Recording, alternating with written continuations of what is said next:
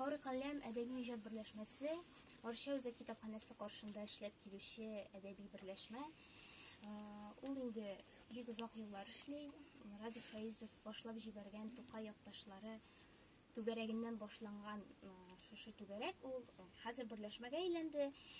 Берләшмәдә безнең шигырь язучыларда, әдәби әсәрләр язучы, шул ук хикәяләр язучыларыбыз, драма язучыларыбыз да бар.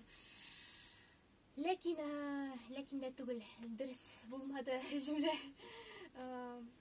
Безнең хәзерге вакытта әдәби берләшмәдә олы яшьтәге кешеләр күбрәк дип әйтик инде, һәм без үзебезнең рәтләребездә бик тә яшьләрне күрергә теләр идек. Әгәр дә чөнки яшьләр белән яңа сугыш кертәсе килә инде, чөнки Арча районында шундый әдәбият бит инде ул чәчәк атырга тиеш, һәм шундый яшьләр юксы килә прям.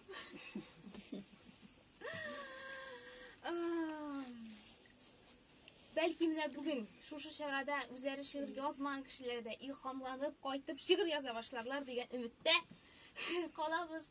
Һәм әгәр дә сез яшерен генә бәлки шигырьләр язасыздыр. Мин һәрвакыт элемтәдә миңа чыга аласыз.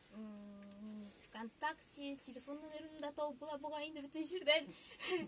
Һәм укучылар сараенда эшлим. Мин белән элемтәгә чыга аласыз. Бәлки сезнең дусларыгыз бардыр шигырь яза торган. Менә аларга әдәшегез бергә иҗат булмая калса, бер генә әйбер тиеш, ул бөтен кешене берләштерергә.